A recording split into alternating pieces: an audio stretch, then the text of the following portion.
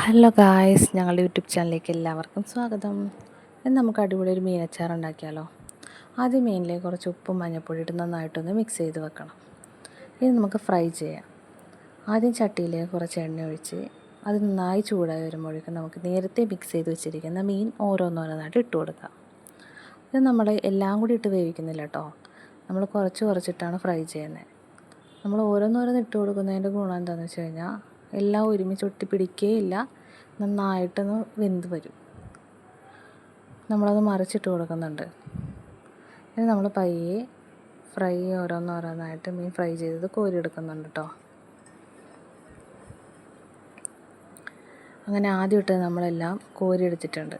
ഇനി നമുക്ക് രണ്ടാമത് ബാക്കിയുള്ള മീനും കൂടി നമുക്ക് പയ്യെ ഫ്രൈ ചെയ്യാൻ ഇട്ട് കൊടുക്കാം. അങ്ങനെ നമ്മളെല്ലാം ഫ്രൈ ചെയ്തിട്ടുണ്ട് ഗൈസ്. നമുക്ക് ആകെ കുറച്ച് മീനുള്ളൂ കേട്ടോ. നമ്മൾ മീൻ കറി വെച്ചതിൻ്റെ ബാലൻസ് മീനുണ്ടായതാണ് നമ്മളിപ്പോൾ അച്ചാറിടാൻ പോകുന്നത്. ഇനി നമുക്ക് ആ എണ്ണയിലേക്ക് നമുക്ക് കുറച്ച് ഉലുവ ഇട്ട് കൊടുക്കാം. നമ്മൾ ആ എണ്ണയിൽ തന്നെ ഇട്ടാട്ടോ എല്ലാം ചെയ്യുന്നത്.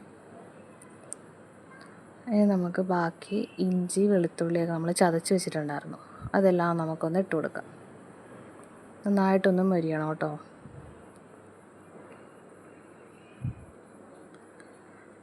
എണ്ണയിൽ കിടന്ന് നന്നായിട്ടൊന്ന് മൊരിഞ്ഞ് വന്നാലേ നമുക്ക് ബാക്കിയുള്ള പണികളൊക്കെ ചെയ്യാൻ പറ്റുള്ളൂ.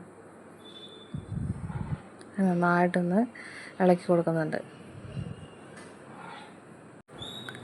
അങ്ങനെ ഇഞ്ചിയും വെളുത്തുള്ളിയും നന്നായിട്ടൊന്ന് മൊരിഞ്ഞ് വരുമ്പോഴേക്കും നമുക്ക് നേരത്തെ നമ്മൾ മിക്സിയിലിട്ട് അടിച്ച് വെച്ചേക്കുന്ന കേട്ടോ മല്ലിപ്പൊടി, മഞ്ഞൾപ്പൊടി, മുളക് പൊടി തന്നെ കാശ്മീരി ചില്ലി കേട്ടോ കൂടുതൽ നമ്മൾ യൂസ് ചെയ്യുന്നത്. അതെല്ലാം നമ്മൾ വെള്ളം ഒഴിച്ചിട്ട് നമ്മൾ മിക്സിയിലിട്ടൊന്ന് അടിച്ച് വെച്ചിട്ടുണ്ടായിരുന്നു, അത് നമുക്ക് വൈകിട്ട് കൊടുക്കാം. നന്നായിട്ടൊന്ന് മിക്സ് ചെയ്ത് കൊടുക്കണം. നമ്മളിവിടെ അധികം മുളക് പൊടി ആരും കഴിക്കില്ല, അധികം മുളക് ആർക്കും പറ്റില്ല. അതുകൊണ്ട് നമ്മൾ കാശ്മീരി ചില്ലി പൗഡറാണ് കൂടുതൽ യൂസ് ചെയ്യാറ്. നമുക്ക് നന്നായിട്ടൊന്ന് ഇളക്കി കൊടുക്കാം കേട്ടോ. നേരത്തെ ഫ്രൈ ചെയ്തപ്പോൾ പറ്റിപ്പിടിച്ചിരുന്ന ആ ഫ്രൈ ചെയ്തതിൻ്റെ ബാലൻസൊക്കെ നമ്മുടെ ഇതിലേക്ക് മുളകിലേക്ക് നന്നായിട്ട് പിടിച്ചിട്ടുണ്ട്. അത് നന്നായിട്ടൊന്ന് ഇളക്കി കൊടുക്കുന്നുണ്ട് കേട്ടോ.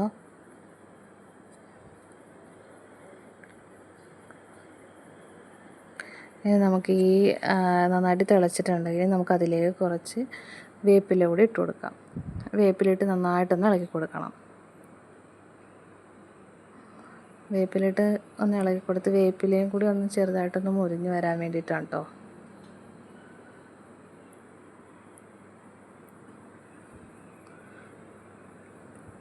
നമ്മളങ്ങനെ വേപ്പിലിട്ട് നന്നായിട്ടൊന്ന് ഇളക്കി കൊടുത്താൽ നമുക്ക് ചാറ് കുറച്ചധികം ഗ്രേവിയാക്കി വെക്കാൻ വേണ്ടിയിട്ടാണ് കേട്ടോ അച്ചാർ.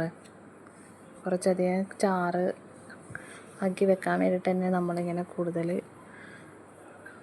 വെള്ളം യൂസ് ചെയ്യുന്നത്. ഇതിപ്പോൾ നമ്മൾ കുറേ വിനാഗിരി ഒഴിച്ചു കൊടുക്കുന്നുണ്ട് കേട്ടോ. വിനാഗിരി നമ്മൾ കൂടുതൽ ഒഴിച്ചു കൊടുക്കുന്നതിൻ്റെ ഉദ്ദേശം എന്താണെന്ന് വെച്ച് കഴിഞ്ഞാൽ മീനച്ചാർ പെട്ടെന്ന് കേടായി പോവില്ല.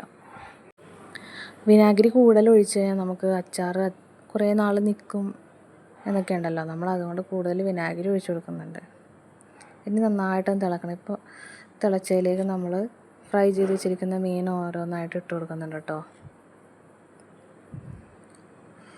നമുക്കധികം മീൻ ഇല്ലാത്തതുകൊണ്ട് കൂടുതലും ചാറ് മുമ്പ് നിൽക്കും.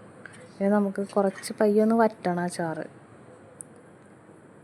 ഇരുന്ന് കുറുകിക്കോളും, എന്നാലും നമ്മൾ ഒന്ന് പയ്യെ ഇട്ട് സിമ്മിലിട്ടൊന്ന് തിളപ്പിക്കുന്നുണ്ട്.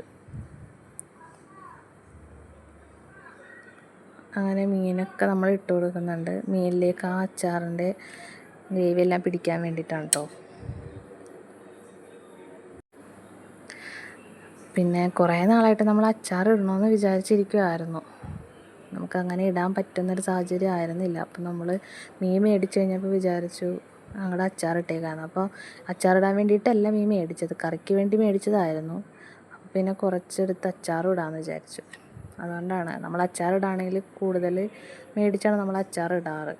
ഇതിപ്പോൾ അങ്ങനെ ഒരു ഉദ്ദേശം ഇല്ലാത്തതുകൊണ്ടാണ് നമുക്ക് കുറച്ച് മീനായിപ്പോയത്. അങ്ങനെ നമ്മുടെ അച്ചാർ തിളച്ച് നല്ല സെറ്റായി വന്നിട്ടുണ്ട് ഗൈസ്. നല്ല അടിപൊളിയായിട്ടുണ്ട്, കുറുകിയിട്ടൊക്കെ ഉണ്ട് കേട്ടോ.